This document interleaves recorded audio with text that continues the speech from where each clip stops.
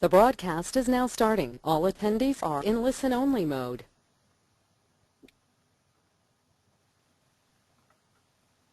Hello, everyone. My name is Ronald Bautista. I'm very happy to be able to introduce the panel today. We will have a great webinar, and it is from Oscar Padilla from Luminas, but Marcos Baer from Portada Online will be making the introduction of this great speaker that we have here today. Portada is the leading source of news and analysis on the Latin marketing and media space, and they offer world-class news and intelligence through audio and online. Now, I will have also that people can ask questions during the presentation, during the webinar, in the chat box that you have at your right, and at the end of the webinar, the Oscar will be able to respond to these questions. So feel free to make all your questions during the event. The hashtag today is Luminar. So if for any communications, you're welcome to chat with us. Now, Marcos Baez, publisher for Portada. Thank you, Ronald.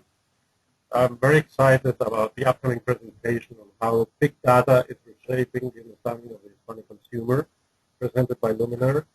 And thank you, dear webinar attendees, for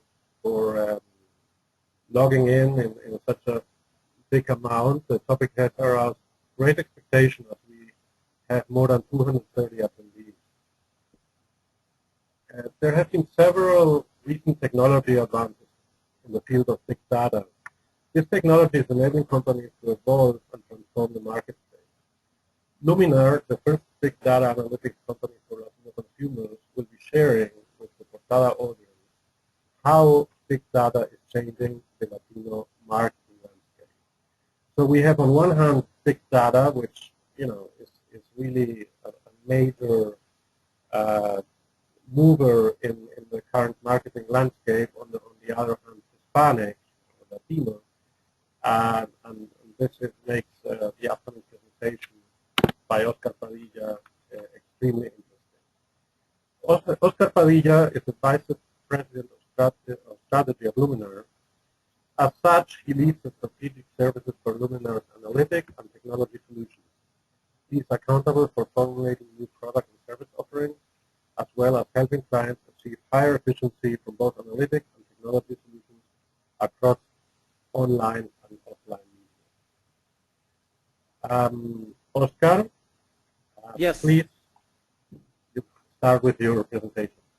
Great. Well, thank you so much for the introduction, guys. I'm very excited to be participating in this webinar and to be able to share with our audience a little bit more of information in terms of what's happening in the big data space, what it is, and basically how we're applying big data to basically advance the insights that we're gaining in the Latino market. So I'll give you a high-level sort of overview of what we're going to cover today. I think we have a pretty good agenda for today. We're going to start with some misconceptions of what big data is not. I think it's important to understand those. Also, what's driving basically what drove the need to analyze Latinos in a different way, kind of changing the paradigm that we knew existed, and how big data, basically the technology itself, is allowing us to do these analytics in a different way. At the end of the day, it's really how do we pull everything together? How does big data enable to create these insights into the Latino sector in a much more powerful way? How is this value being created? We're going to review an exciting case study. I'm going to have some closing remarks, and I would love to take your questions at the end of this webinar. I promise I only have one slide about us. Basically, Luminar is the first Latino analytic modeling company focusing exclusively on the Hispanic market to help drive growth and efficiencies. We built the first cloud-based big data sort of Hadoop analytics environment, and I'll explain all these terms, I promise, during the webinar, but they're very important into what we do. We're in diverse sectors, from retail to CPG to financial services, automotive, and publishing. And we're a business unit of Entervision. So we're part of the Entervision family, and we're a separate business unit within that family. So basically, let's start with some of the misconceptions.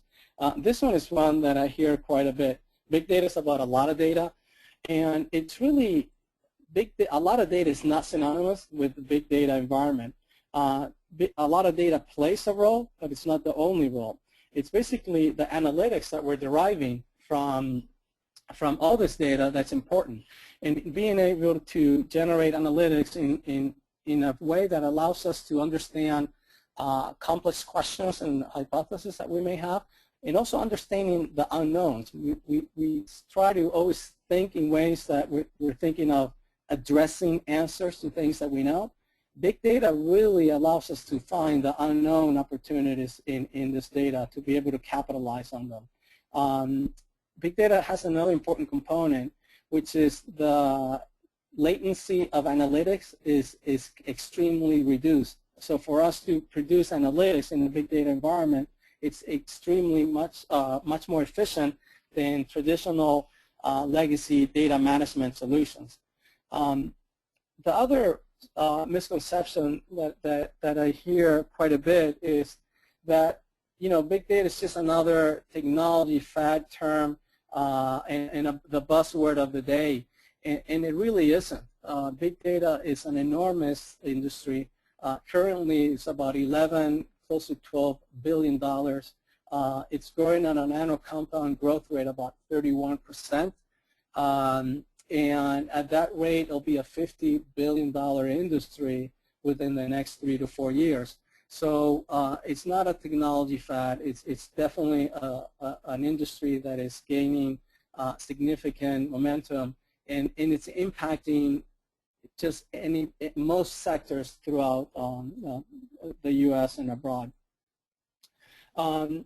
Another misconception that I think it's important to understand is basically the value and the return that big data is generating. This was part of a McKinsey study that they did on Fortune 500 companies, and they basically analyzed the different returns in both top line and bottom line impact of big data having in different sectors. And you know, some of the usual suspects we know that would benefit, such as grocery, but look at what's happening within the big box retailers. They're seeing significant gains. Insurance is seeing significant gains in their bottom line. Grocers are seeing significant gains in terms of efficiencies and growth, both on the top line and bottom line.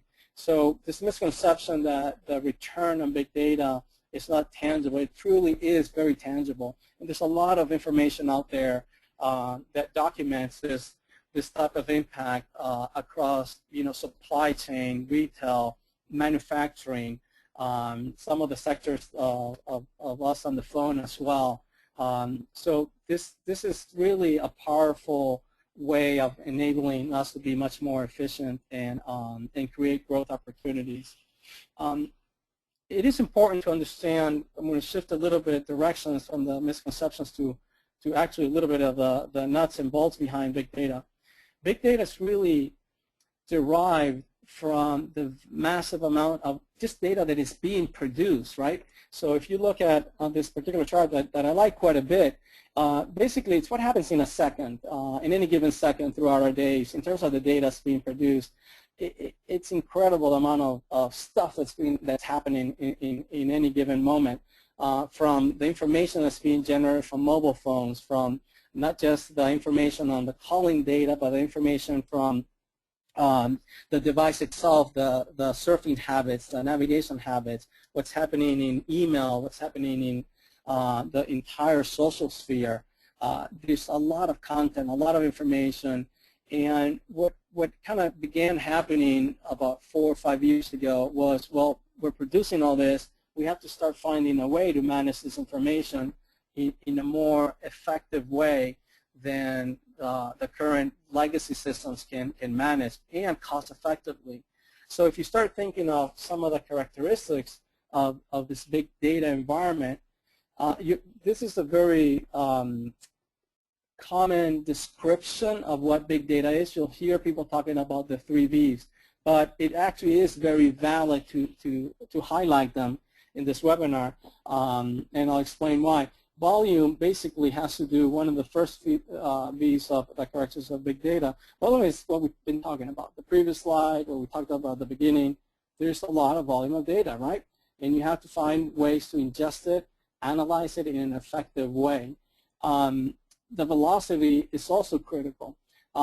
If you look at the amount of data that's being produced by a mobile device, not just a mobile device, think about the data that's being produced, smart meters for utilities in homes. I mean, this data is happening constantly, extremely fast, and in real time.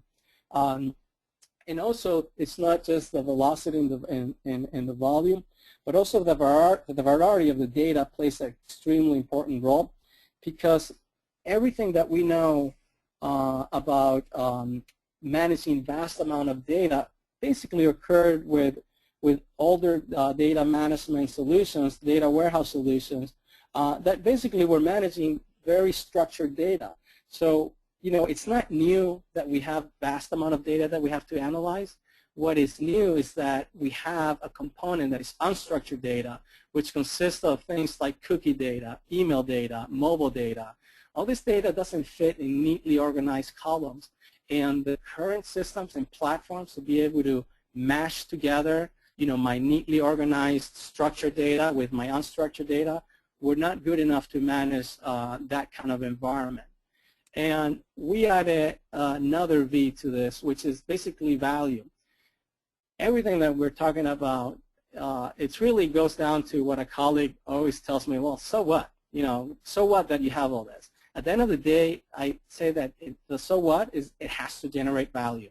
My analytics has to generate some concrete value, has to answer some questions that I don't know, or answer questions that I need to know, and be able to help me grow my business and create a sustained value opportunity, not just a one-time hit.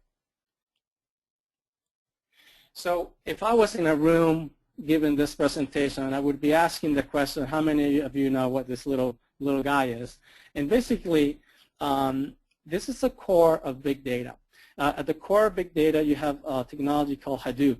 So what Hadoop does is basically a framework and a set of technologies, cloud computing, and a number of other sort of factors that allow us, that allow companies like Luminar to be able to create this advanced analytics solution. Now, this is the only technical slide that I'm going to review. I'm not going to go into a lot of technical discussion, but the technology was developed by Google and Yahoo a few years ago. And today, basically, the companies that are using Hadoop are pretty diverse, from financial services to online services, social media companies, companies like Hulu, where they're managing massive amount of content to be able to serve the right content at the right time. Sears using big data to be able to manage their merchandising and product placement. Morgan Stanley, from a financial perspective, they're actually ingesting a vast amount of unstructured data to find nuggets of knowledge in the social content. So basically, this technology of Hadoop allows us to integrate a very specific framework that can power these advanced analytics that allows us to ingest all the data that we've been talking about.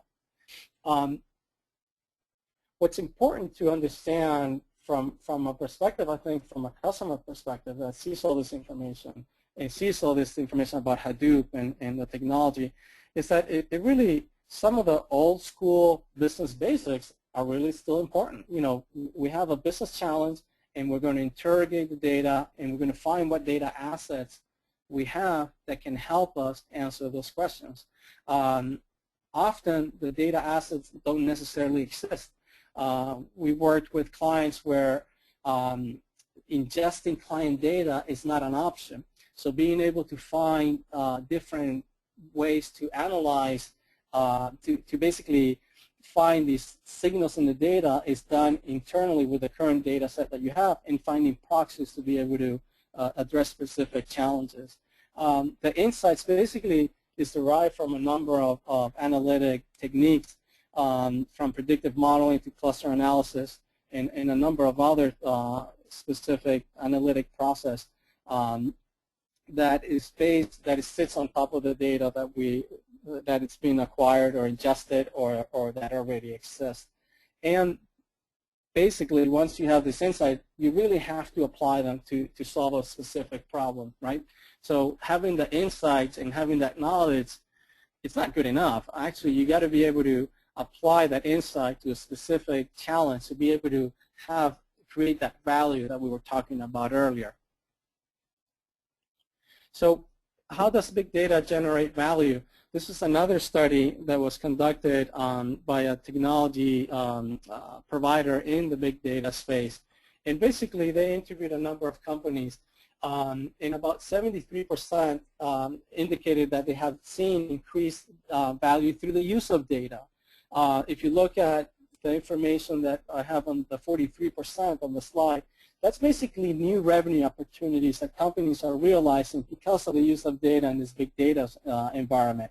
We actually fall in that category. We created a new business model to target Latinos and support Latinos through empirical data approaches. That's all an entire new industry that we're building from the ground up based on this opportunity of using big data. Some of them are creating efficiencies, and most of them, a high percentage, 84%, indicated that they're seeing realized gains from using big data solutions. So I'm going to shift gears a little bit now.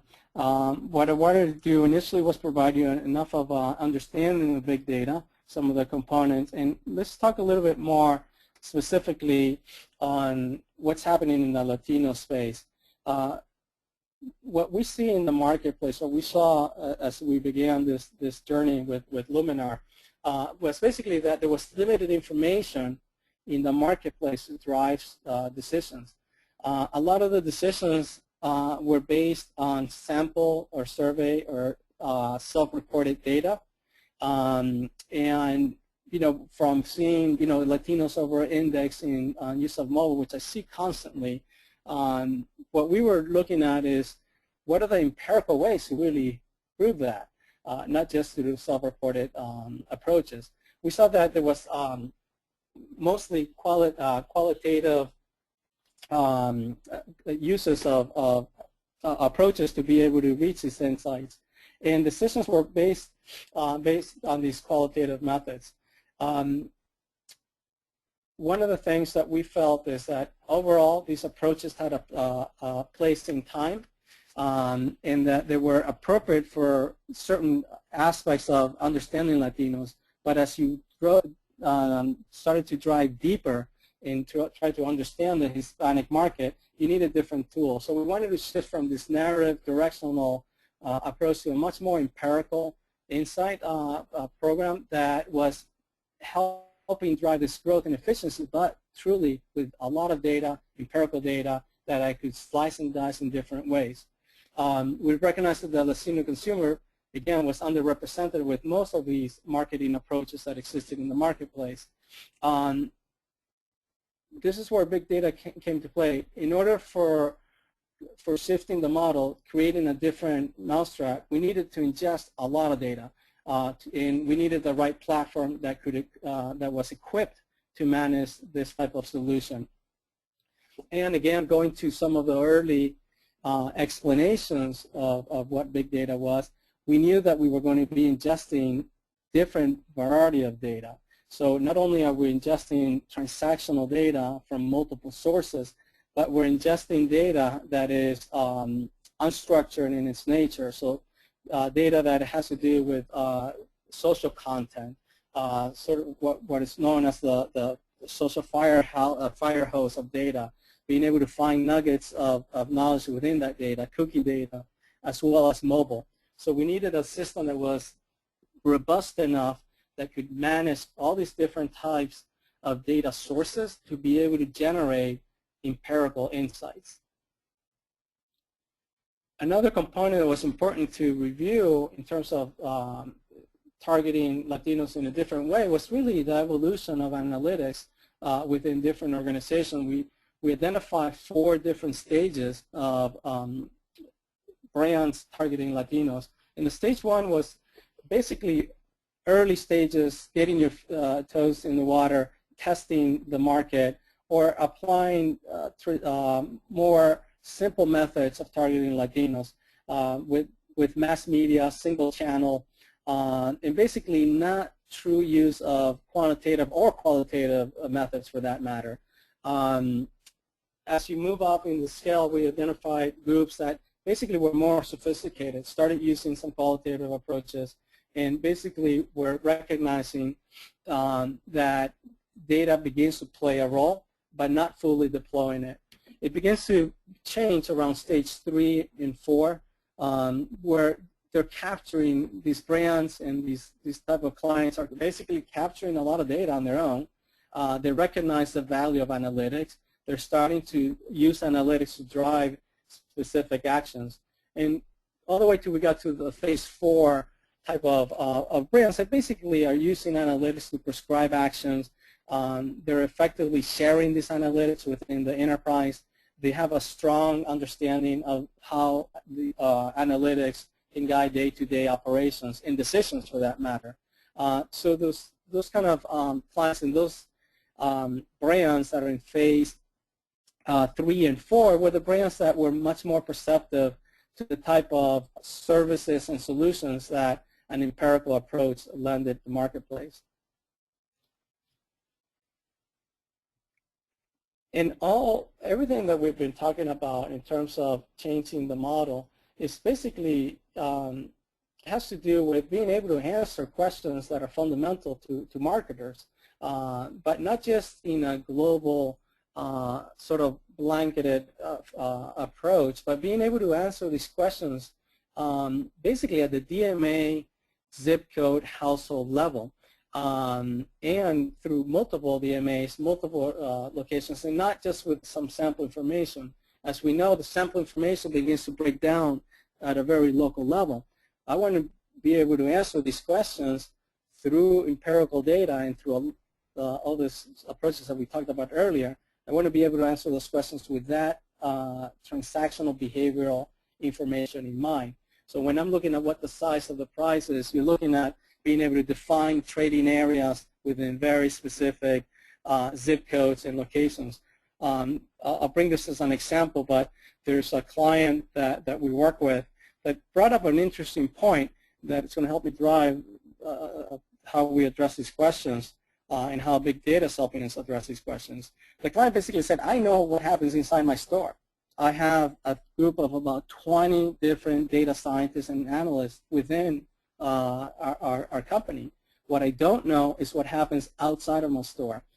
So being able to analyze what happens, how are Latinos behaving outside of the store, what products are they buying that they're not buying with your brand, it's extremely important. That's the kind of questions that we're looking to answer, and that's the kind of questions that can only be answered once you build this data store and this data asset that allows you to interrogate it at an extremely granular level. So let's talk a little bit about that data asset. And this explains the magnitude of what a big data environment is allowing us to ingest and be able to analyze. So currently, we have about 140 million records in our data store that we pulled into our big data environment. That's a lot of records, guys. We're talking about 100 plus terabytes of data. As we ingest this data, we basically are applying a proprietary algorithm, a scoring mechanism that allows us to identify very precisely 13 million U.S. adults. That's about 60% of the Latino adult population. And then we apply the full analytics on top of that. So we have an extremely large base. We have an extremely large coverage of the market. And I say this because this is not possible to achieve that 13 million without being able to have an environment that allows you to ingest the big funnel of content first, right? And that content is it goes back to some of the early basics that we talked about, where there's a lot of volume, right? There's a lot of variety in our data as well. So how we then begin to analyze this data to fit specific client needs, it's much easier at this point. And not only easier, but also we can, when you have this kind of amount of data in a big data environment, you can start asking questions that you don't think of. If you're a cable provider or if you're a cell phone provider, yes, you have billing information. I can ingest billing information into a data environment, right? That data provides me certain information. I can ingest information about cell phone usage, in terms of performance of the customer and how they use the phone. But then you can also ingest social content to be able to find patterns of customer dissatisfaction, and being able to connect all the dots between those three different sets of data to be able to find those little nuggets of knowledge that you don't know of. That's how big data begins to play a role in working with brands, but specifically within the Latino market, because we can isolate that specifically to the Latino market, what I just described. So 3 key points. I'm going to take a break in a minute for a question that Marcos is going to pose, a quick polling. But basically, big data does matter in what we do, because a few years ago, a company like ours, or some of the brands that I mentioned at the early onset of our presentation, would not be able to do what they do today without this technology. This is a powerful set of framework technology, cloud computing, storage, the analytics. There's a lot of pieces to this big data environment that really have elevated how you perform analytics and how you derive to insights that could not be done before cost effectively, and certainly had not been done in the Hispanic market. And we feel that that is really the opportunity for brands and marketers to be able to see the Latino market in a different way, where behavioral transactions and is driving the understanding of this marketplace to be able to micro-target them. And then, big data in itself, like a colleague of mine said, it's so what? Well, the so what is the big analytics that's derived and the insights, and being able to use this insights to be much more precise and much more relevant. Marco, you were going to have a question? Yes. Yes, so the polling question number 1. I hear you very faintly, Marco. Very faintly? Not very well, no. 1 second. How about now? Okay, now, can you hear me well? Can you hear me well now? Yeah, a little better. Okay, so the polling question number 1 is, do you believe the methodology for measuring results for your Latino campaigns are efficient? Yes or no? Please answer. Everybody, please answer.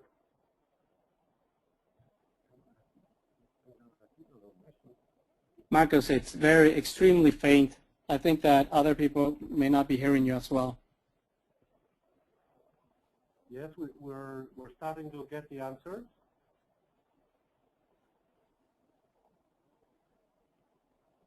Still casting votes.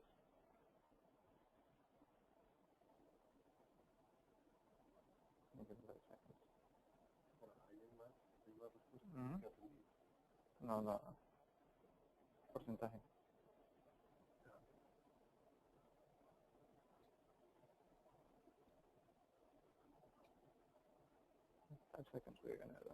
Okay.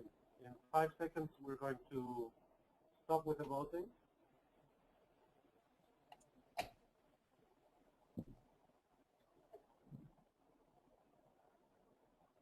And the results are 30% yes. Methodologies for measuring results for Latino ad campaigns are efficient. 70% say no. So that's a very interesting insight, and also tells how much still can be done via improving those methodologies. So we're gonna go to the second question.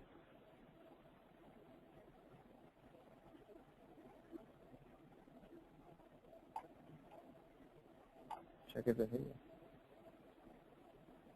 Okay, the second question is, do you feel you have sufficient access to data in order to drive relevant insights? Yes or no? Please, everybody, start casting your votes or your responses.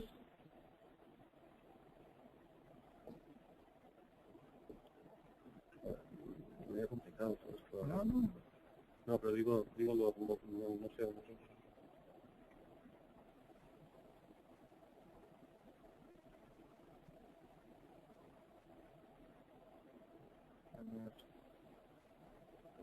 One more minute.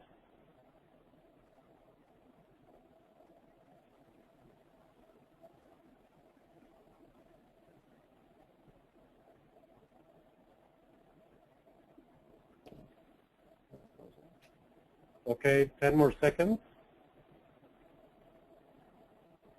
And here are the results. 20% answer the question with yes, 80% with no. So another clear insight and clear answer here. Not enough access to data.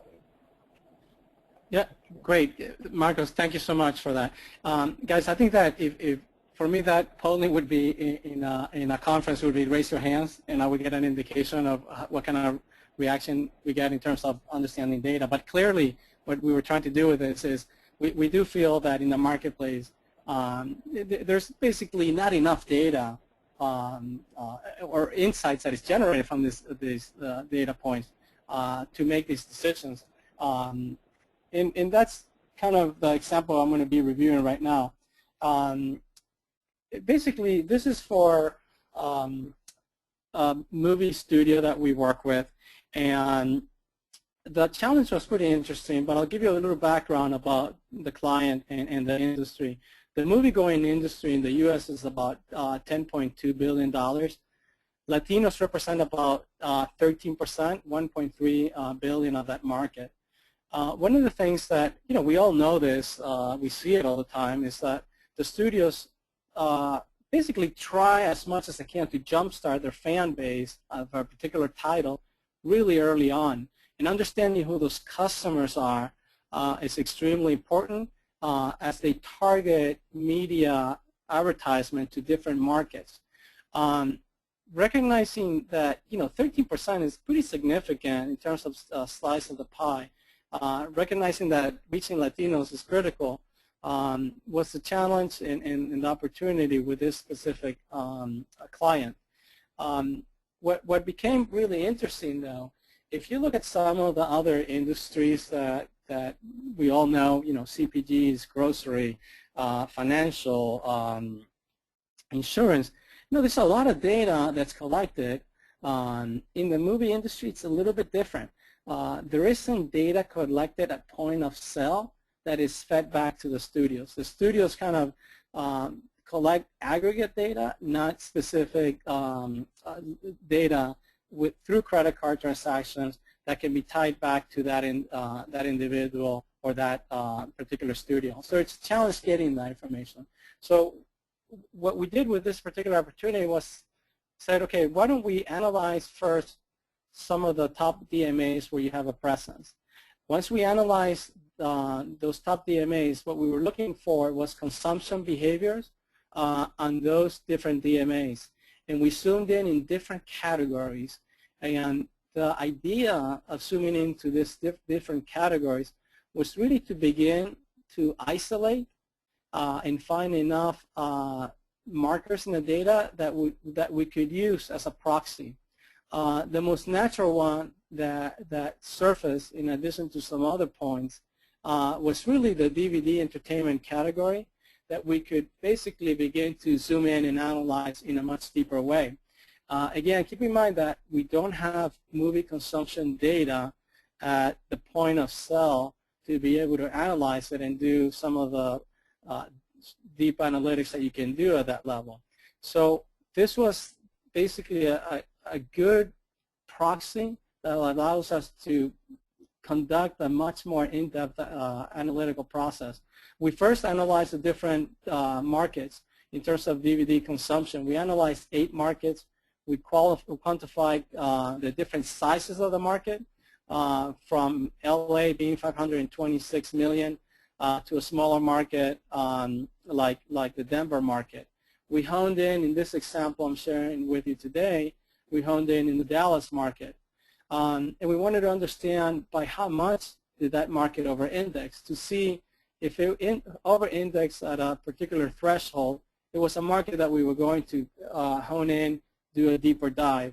The total annual orders per capita for that market compared to non-Latinos was 37.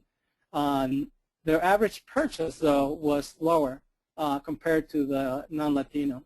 But still, because their annual orders was such a higher amount, it basically created a positive over-index in that market, over-index on consumption of that product for that specific market, and that product being the DVD consumption.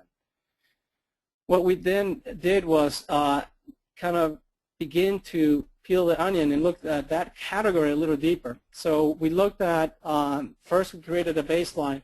Again, one of the nice things about having so much information, so much data, is that not only can I look at the market from a specific Latino perspective, but because I have 140 million records, I can analyze non-Latinos, but I also basically I can analyze any subgrouping to create a total market approach if I need to. In this case, all I wanted to do was isolate non-Latinos and Latinos. As we did analyzing that category of DVD consumption, you know, in the non-Hispanic, we saw that about 50% of the category of movies was mostly kid and family. And then the other 50% somewhat distributed evenly between documentary, exercise, self-help, and other categories. As we began to break down the Dallas market in DVD consumption for Latinos in language of preference, we started seeing a shift. So we began, if we looked at the English dominant, we saw that most of the movie consumption actually was still kid, but a much higher rate than that of the non-Latino. And as we moved all the way to the Spanish dominant, basically we saw that that market in Dallas for the movie-going market of Latinos was almost primarily dominated by kids and family. So this does a couple of things. It basically helps me identify a movie category that is important to that region. So for me to push a PG-13 in that region may not be the most important titles that I want to push. It may be more the kid-friendly rated families movies. It also tells me, in terms of being relevant, the language of preference. Another important sort of side effect of this program, it wasn't only identifying the regions that had the highest propensity to be able to promote particular titles, but now I also have information that can help us, help the studio with the long tail of sales that are generated from DVD consumption. So this was a case in point where we had limited information, we had to generate a proxy. So this proxy was, you know, we analyzed consumption data across 16 categories, and we defined what was the most appropriate one. But we also created some really powerful consumption personas where they would, a client would be able to target this specific audience in this specific DMA with different offers based on the knowledge that they had gained. In other situations, yes, you may have more data that allows you to do this, take this a different approach. But I wanted to share this one particularly because not all the time you have all the data that you want, and you have to basically get creative in terms of executing, creating those insights and those sort of nuggets of information for clients. The way that you start, that we present a lot of this information is through a rich visualization tool. And again, this is part of our, in the case that we have, we chose in terms of our Hadoop environment, we chose some very specific visualization tools that allow us to tie in very tightly with our big data environment, our analytic tools, and our presentation layer to be able to present graphics and visualize data in a very rich way. And this is important because it doesn't matter how much, if you can create this great analytics, but being able to get to the bottom of that data and understanding is cumbersome, it really doesn't help anyone. So being able to slice and dice the information and provide those kind of controls to the client, where the client can interrogate and produce different results by enabling or disabling certain data points is very important. So I have a few closing remarks. I know we're near our completion time. One of the most important point that has to do with targeting Latinos is really that the traditional sample-based methods are not good enough. They provide a starting point, and they provide a utility in some instances, but it's this amount of data that we've got to take advantage of to be able to produce these precise analytics and precise targeting methods. I think that the days of being able to say, identifying just the Latino, they're really over. Identifying them is not good enough. As a marketer and as a brand, I'm looking to generate the same insights that are generated at a micro-targeting level from any other market. I have the same transactional data that other industries have. The idea is let's leverage that data to generate extremely powerful insights.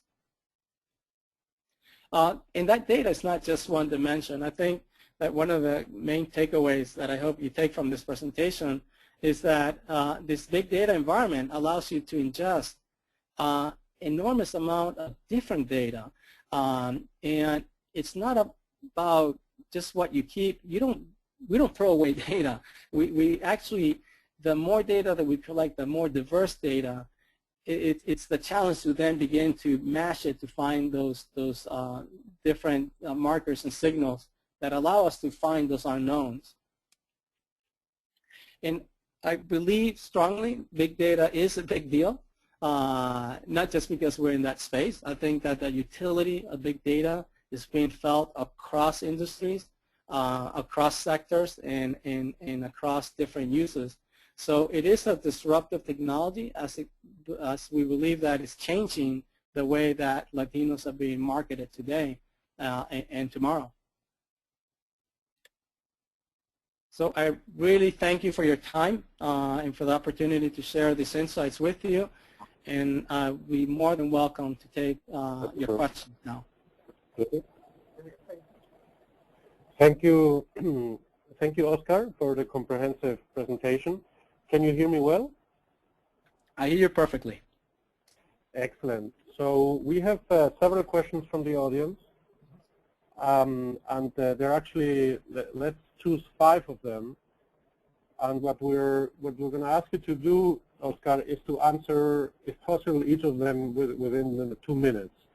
First question is, how are creatives, meaning art directors, creative strategists, using big data to conceptualize value-driven campaigns, brand strategies, and most important, innovation? Basically, can big data assist and or augment integrated thinking, Oscar? Absolutely. There's a whole concept behind data-driven design. So the knowledge that you begin to generate from the data and from the insights that you're generating can dictate and support the creative execution of campaigns and programs. And that would be understanding basically by testing, by finding the signals that we were talking about, you can identify certain markers on different markets or different products that would help you with your design process. Okay, the second question, Oscar, is Luminar using this data and models to target digital campaigns? Yes. Basically, if you recall that we're ingesting, Luminar is ingesting a vast amount of information and data. That data basically includes offline data and online data. As you begin to ingest this online this data, you can basically begin to create techniques that allow you to convert that to different platforms in the online ecosystem. And that would probably be a whole different webinar. Okay. Oscar, the next question is very much related. You are using, or it's whether you're using this data and models to measure the efficiency of traditional media mix campaigns, you know, in order to get advertisers to reach a higher ROI. I'm sorry, can you repeat the question? Is Luminar using data and models to measure the efficiency of the traditional media mix campaigns and to help advertisers to achieve greater efficiency on TV, radio, etc.? Yes, absolutely. If you begin to overlay, basically you're talking about media efficiency models or MMM, marketing mix models. If you begin to ingest different sources of data, obviously you're collecting data from the client perspective that's specific to the event, right? And if you have event data and you have different timetables of that event, and we begin to overlay the 13 million specific data to the specific market, to that event, to that particular location, we can basically use our data store to be able to create an understanding of the media channels within that trading sector. So in essence, you're creating this media, we're leveraging our data to overlay into a media efficiency model. That's part of the overall benefit of the big data solution that we have. Excellent. A more general question, Oscar. Which of the two leading industry models do you use to determine if a person is Latino? We basically determine if a person is Latino in the language of preference through a proprietary scoring mechanism. So we look at transactional data and lots of transactional data to be able to identify significant, consistent over time patterns of consumption that dictate those two components. Thanks, Oscar. And then a final question is related to. Okay.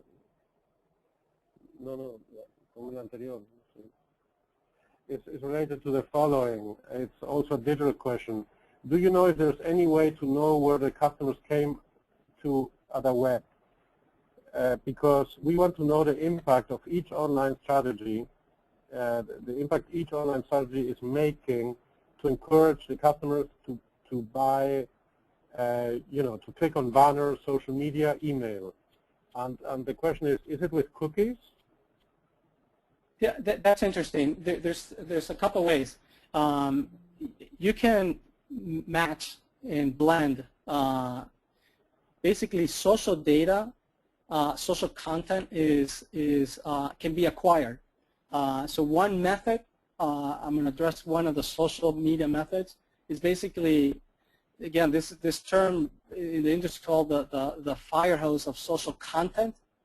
We have access to that kind of data, and then you put hooks and sort of these filters in the data to begin to identify what you're looking for.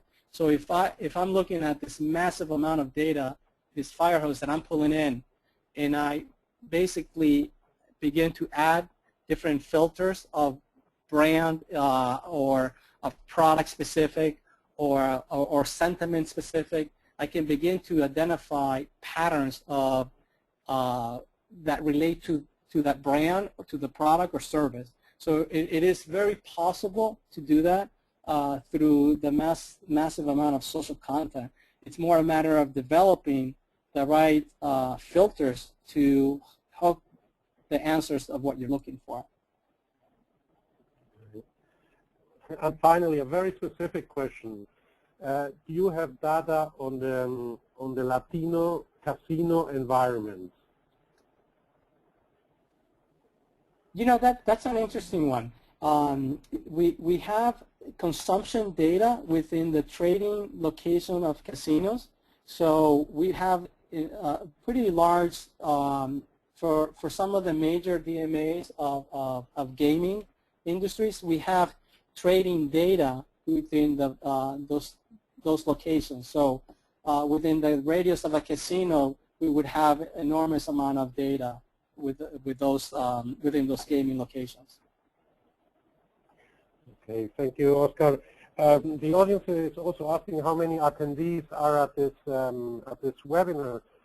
I mentioned at the beginning we had 230 different attendees registered, and actually attending the webinar, they're close to 100. Also, for you to know is that there will be a recording and also visuals of this presentation available early next week on portalaonline.com. You only will have to register for free. There is no cost involved in downloading it. And in addition, also very important, Luminar will present a case study with a client, a very practical case study on big data and how it applies to the Hispanic consumer at Portala's 7th Annual Hispanic Advertising and Media Conference in New York City on September 26th. There will be a special discount code for webinar attendees, so they can, you know, further learn and take advantage of Luminar's insight and of course, of many other major thought leaders attending our annual event. Oscar, would you like to mention anything else? Well, I'm glad I had an opportunity to present and educate the audience on big data and some of the analytics and some of the changes that are happening in the Latino space. I'm extremely excited about the changes and how the industry is going. So thank you, everyone. Thank you, Oscar. And of course, we're both Luminar and Portala is open to any further interactions with the audience of this webinar. Thank you very much.